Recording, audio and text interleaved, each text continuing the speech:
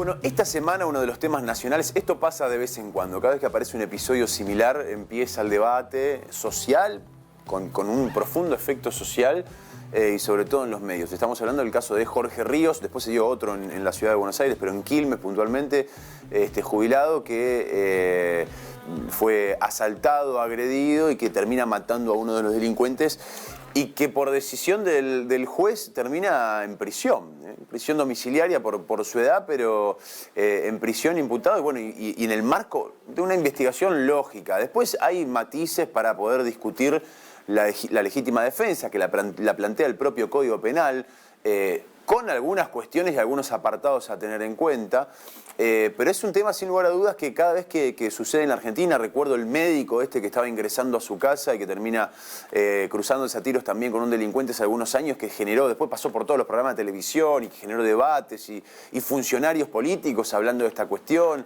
y sobre todo con un gran impacto social que tiene este tipo de noticias. Vamos a charlar un poco del tema con el licenciado en criminalística Raúl Torre, a quien tenemos ya conectado. Gracias, Raúl, por este tiempo, muy amable. Hola, buenas tardes, ¿cómo están? Qué impacto social que producen estos episodios, ¿no? Aparece un caso, los medios lo levantan, lo ponen en tapa y automáticamente empezamos a debatir desde grupos de WhatsApp de amigos, programas de televisión. ¿Por qué generan tanto impacto social este tipo de episodios?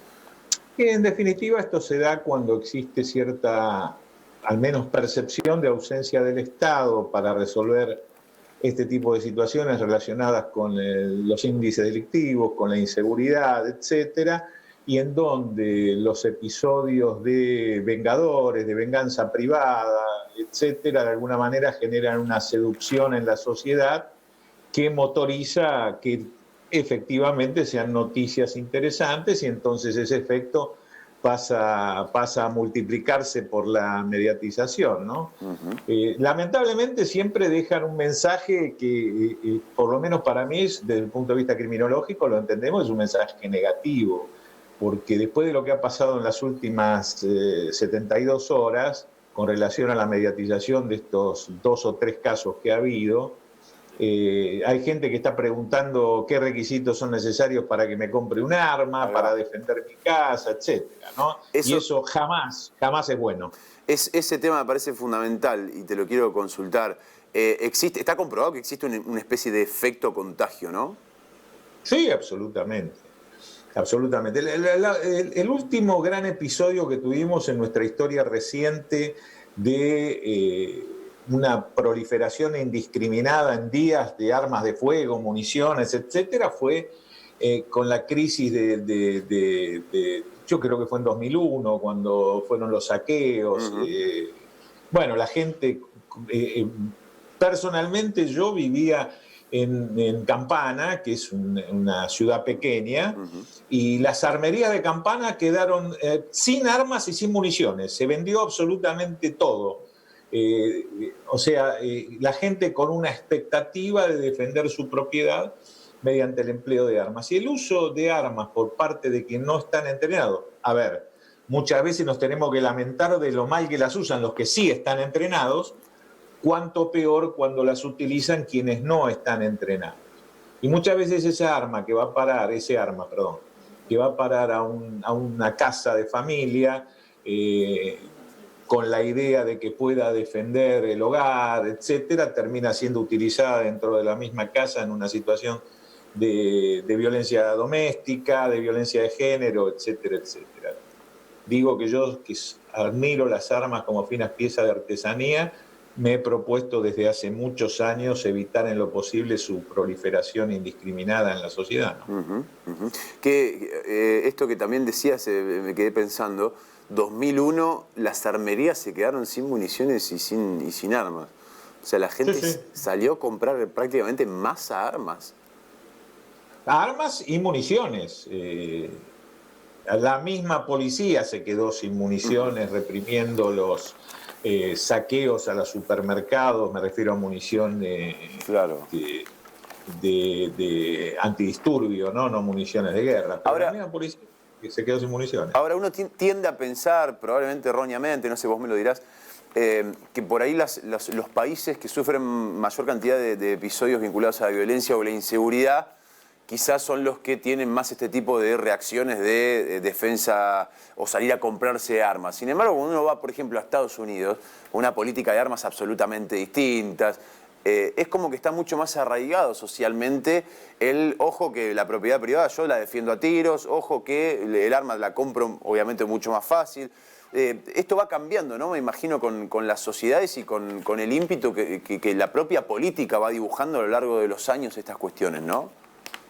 Bueno, en Estados Unidos existe un debate desde hace muchos años entre la American Rifle Association y que se ha tomado un tono político porque por un lado están los republicanos apoyando esta situación y los demócratas están del lado de enfrente por la proliferación indiscriminada de las armas de fuego. Existen situaciones emblemáticas como el estado de Texas, que es uno de los estados territorialmente más grandes de los Estados Unidos, donde ya es una cuestión folclórica, inclusive el empleo de armas. Uno visita Houston o visita San Antonio, en Texas, y es común ver en las camionetas, en las pickups, que llevan colgado en la luneta un fusil de precisión y seguramente una carabina tipo Winchester y probablemente una escopeta también, y a lo mejor se bajan en el supermercado con un 357 Magnum en la cintura, pero tiene que ver todo con un folclore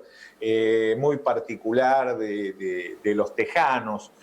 Pero vos fijate que hablando de Norteamérica, vos tenés en Canadá que esta situación está totalmente alejada de estas posibilidades, ¿no? Claro. Yo, en lo personal, estoy en contra de la proliferación indiscriminada de las armas de fuego. Es más, cuanto menos haya en la sociedad, las armas de fuego tienen que estar en las manos de las Fuerzas Armadas, de las Fuerzas de Seguridad, de las Fuerzas Policiales, de las Fuerzas Penitenciarias, etcétera, etcétera. Y por supuesto, en manos de los tiradores deportivos, de los cazadores, etcétera, pero en lo posible desalentar el uso indiscriminado de las armas. Y cuando se dan estos fenómenos, como este lamentable hecho que ocurrió aquí en Quilmes, existe cierta vocación de imitar comprando armas de fuego, adquiriendo o buscando alguna que se ha heredado, que se encuentra por ahí, buscándole munición de última factura, etc. Mira, yo voy a decir algo para... personalmente me ha tocado participar en investigaciones forenses en cientos de homicidios, muchos de los cuales se han dado en situaciones de esto de lo que yo llamo venganza privada, pero en realidad a lo mejor no es el nombre adecuado, ¿no? Digamos, donde una persona en el ejercicio legal de su legítima defensa hiere o mata a su agresor, un delincuente o presunto delincuente. Todas esas personas han terminado con la vida arruinada. Todas. Las que yo conozco y los casos, y me tocaron muchos. Yo fui funcionario policial en la provincia de Buenos Aires, en el Gran Buenos Aires. Me tocó comandar una dependencia de policía científica, el Servicio Especial de Investigaciones, donde teníamos 4 homicidios por día, así que yo tengo cierta autoridad, por lo menos en experiencia, para hablar de esto. Le quiero dar el pase a mi compañero Galeano para que te pregunte, pero quiero también reforzar esto último que dijiste. Todas las personas en las cuales vos participaste en algún tipo de investigación que hicieron, entre comillas, justicia por mano propia, terminaron con la vida arruinada. Pero terminan con la vida arruinada, como seguramente, ojalá no por él, ¿no? Va a terminar este hombre... del caso de Quilmes, porque, número uno, ni es un delincuente que utiliza el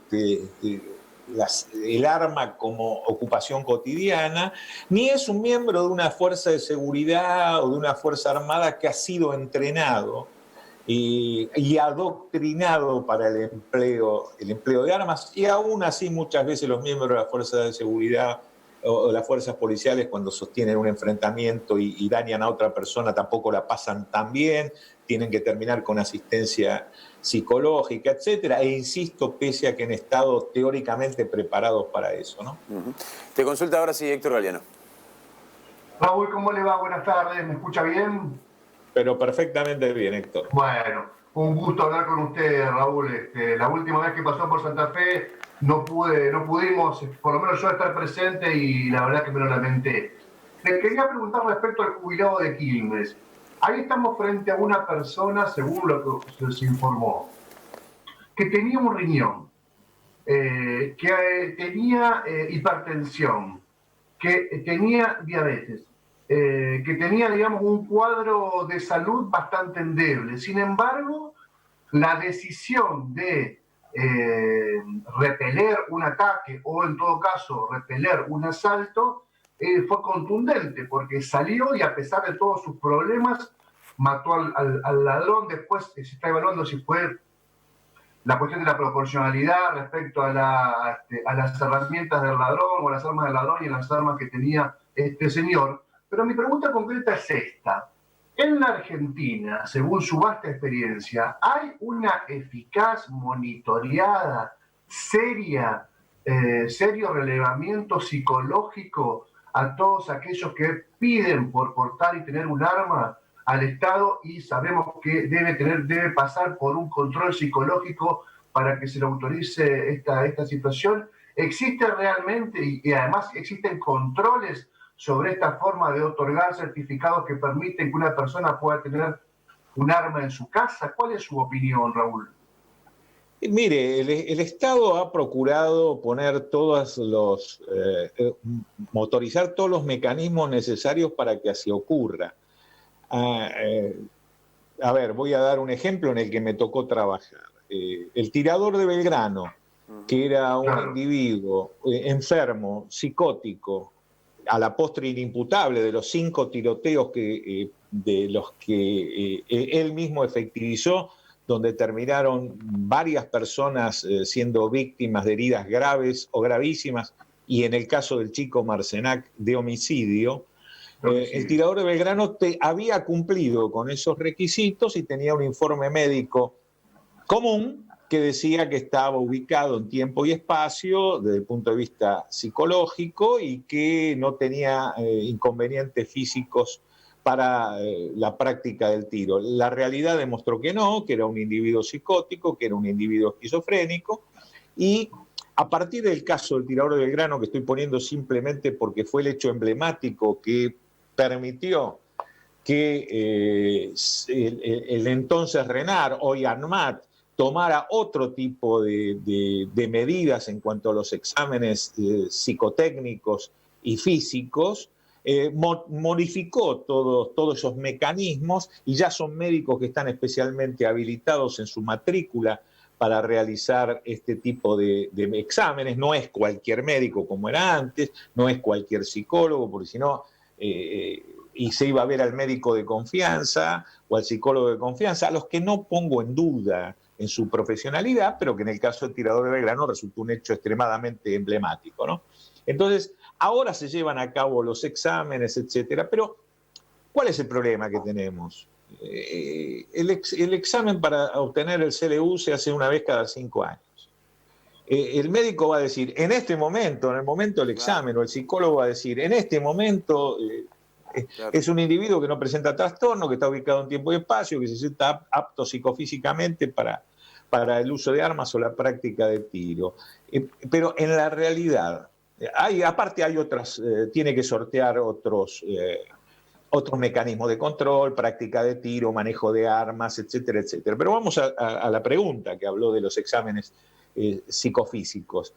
¿Y qué va a ocurrir un mes después? Mire, si nosotros nos hemos sorprendido con casos de que miembros de las fuerzas de seguridad, muchas veces, que son sometidos a exámenes más o menos regularmente para los ascensos, digo más o menos porque no son todos los días, pero cada vez que tiene que ascender es sometido a un examen psicofísico, en el periodo de ventana han presentado algún trastorno que no fue detectado oportunamente. Eso es una cosa impredecible, por eso lo que hay que desalentar es el uso de armas indiscriminado, más que poner mecanismos. Y las armas tienen que usar los que están entrenados. Y mucho cuidado, que yo defiendo a los tiradores deportivos y defiendo a los cazadores. No practico la caza, no me gusta, pero respeto al cazador Entonces, no estoy ni en contra de los cazadores, ni en contra de los tiradores, todo lo contrario. Pero no... Y Raúl, sí, una muy breve nomás. En el caso que usted está propiciando de que las armas deben estar en manos de fuerzas de seguridad, básicamente, es también, usted es de la idea que el personal policial o de la fuerza de seguridad debe tener el arma en situación de servicio policial y después dejarla en todo caso, irse a la casa, a descansar y cuando toma el servicio nuevamente tenerla en la cintura, o es de la idea de que puede tenerla permanentemente el arma? Yo soy de la idea de que la tiene que tener permanentemente porque muchísimos casos de intervención policial se han hecho cuando el personal se encontraba franco de servicio y especialmente yendo o viniendo a su trabajo. Ecuador, yo soy profesor en 2 universidades en Ecuador, en la Universidad de Cuenca y en la Universidad del Espíritu Santo en Guayaquil. Ecuador está ha prohibido al personal policial utilizar el arma fuera de servicio y nos encontramos con que no proceden ante un montón de situaciones y muchos policías que instintivamente proceden terminan muertos porque están desarmados en situaciones de violencia extrema, especialmente Ecuador sostiene una lucha muy vehemente contra la narcocriminalidad, muy eficaz, por cierto, porque Ecuador es un país de tránsito al Pacífico de Colombia y de Bolivia-Perú.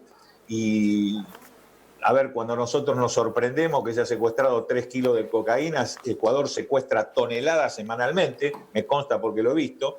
Y entonces, en ese marco, tenemos a una policía que solamente está armada en servicio. Yo personalmente creo que el personal policial tiene que estar armado permanentemente, eso sí, con determinadas pautas. Cuando la política de tolerancia cero de Rudolph Giuliani en Nueva York, uno de los temas fue esto. Si, por ejemplo, al personal policial no se le prohibió el uso de armas, pero sí se le prohibió tomar alcohol. Si usted quiere tomar alcohol, le dijeron al policía, tiene que tomar alcohol en su casa. Usted no puede tomar alcohol si está armado. Claro. Usted no puede conducir un vehículo. A ver, para que quede claro, Giuliani dijo, y usted no puede conducir un automóvil habiendo tomado alcohol, ¿cómo va a tener una pistola Smith Wesson 9 milímetros en la cintura habiendo tomado alcohol? Infinitamente menos, ¿verdad? Entonces, ¿él qué dijo? El personal policial usa armas siempre, pero armado no toma alcohol. Así que se terminó una costumbre de la policía norteamericana que heredaron de los británicos del pub. Después de trabajar, se terminó eso. Iban al pub a tomar café o a tomar alcohol a su casa. Raúl, sabemos que te tenemos que liberar, pero la última pregunta te la hace mi compañera Paola Neto.